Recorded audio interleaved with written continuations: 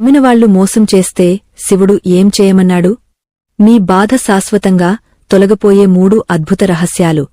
ఆత్మీయులైన ఆధ్యాత్మిక బంధువులారా, ఈరోజు మనం చర్చించుకోబోయే అంశం సామాన్యమైనది కాదు.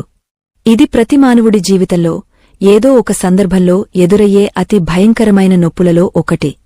ఎవరినైతే మనం ప్రాణం కంటే మిన్నగా ప్రేమిస్తామో, ఎవరికోసమైతే మన సర్వస్వాన్ని ధారపోస్తామో, వారే మనకు వెన్నుపోటు పొడిచినప్పుడు మన మనస్సు అనుభవించే వేదన వర్ణనాతీతం. ఆ సమయంలో ప్రపంచం శూన్యంగా అనిపిస్తుంది. నమ్మకం మీద ఉన్న గౌరవం నశిస్తుంది. కాని ఇక్కడే మనం ఒక హెచ్చరికను గమనించాలి. ఈ వేదన మిమ్మల్ని కుంగదీయడానికి కాదు, మిమ్మల్ని ఒక ఉన్నతమైన సత్యం వైపు నడిపించడానికి ప్రకృతి వేసిన బాట. ఈ కథను వినడానికి ముందు ఒక ముఖ్యమైన సైకలాజికల్ వార్నింగ్. మీ మనస్సులో పేరుకుపోయిన పగ, ప్రతీకారం లేదా నిరాశను ఈ కథ పూర్తిగా తుడిచివేస్తుంది. అయితే ఆ మార్పును స్వీకరించడానికి సిద్ధంగా ఉన్నవారు మాత్రమే ఈ ప్రయాణాన్ని కొనసాగించాలి. ఎందుకంటే సత్యం ఎప్పుడూ చేదుగా ఉంటుంది, కాని అది ఇచ్చే ఉపశమనం అమృతం వంటిది.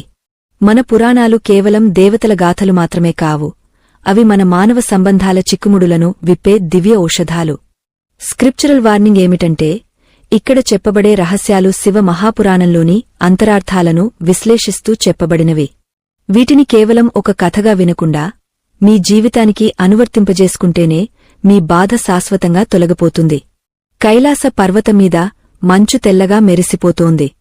నిశ్శబ్దానికి ఆ నిలయం ఒక అద్భుతమైన శాంతిని వెదజల్లుతోంది. ఆ పవిత్ర శిఖరమీద ఆది దంపతులైన పార్వతీ పరమేశ్వరులు కొలువుదీరి ఉన్నారు.